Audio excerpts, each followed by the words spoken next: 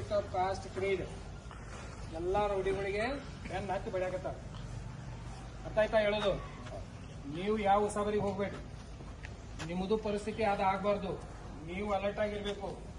ನೀವು ಯಾವ ವಿಷಯದಲ್ಲಿ ಭಾಗಿಯಾಗಬಾರ್ದು. ಫೋಟೋ ತೆಗಿಯೋ, ಗೊತ್ತಾಯ್ತಾ?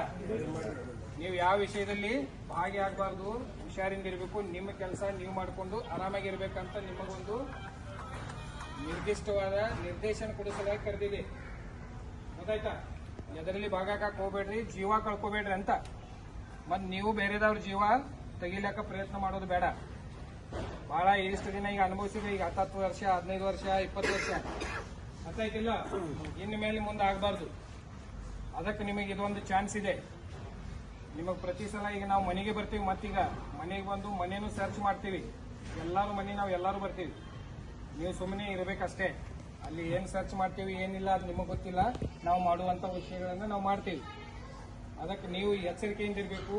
ಯಾವ ಕ್ರಿಮಿನಲ್ ಆಕ್ಟಿವಿಟಿ ಒಳಗೆ ಭಾಗಿಯಾಗಬಾರ್ದು. ಅರ್ಥ ಆಯ್ತಿಲ್ಲ? ಯಾರೂ ಆಯ್ತು.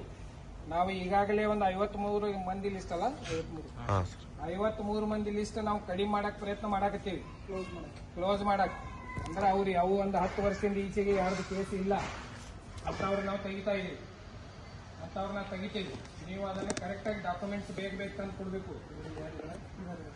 ಸೊ ಅವ್ರ ಡಾಕ್ಯುಮೆಂಟ್ಸ್ ತಂದು ಕೊಟ್ಟವ್ರದ್ದು ಆಲ್ರೆಡಿ ನಾವು ಲಿಸ್ಟ್ ಮಾಡಿ ಕಳಿಸಿವಿ. 5 ಮಂದಿ ಬ್ಲಾಕ್ ಮಾಡಿ ಕಳ್ಸಾಕತ್ತೀವಿ.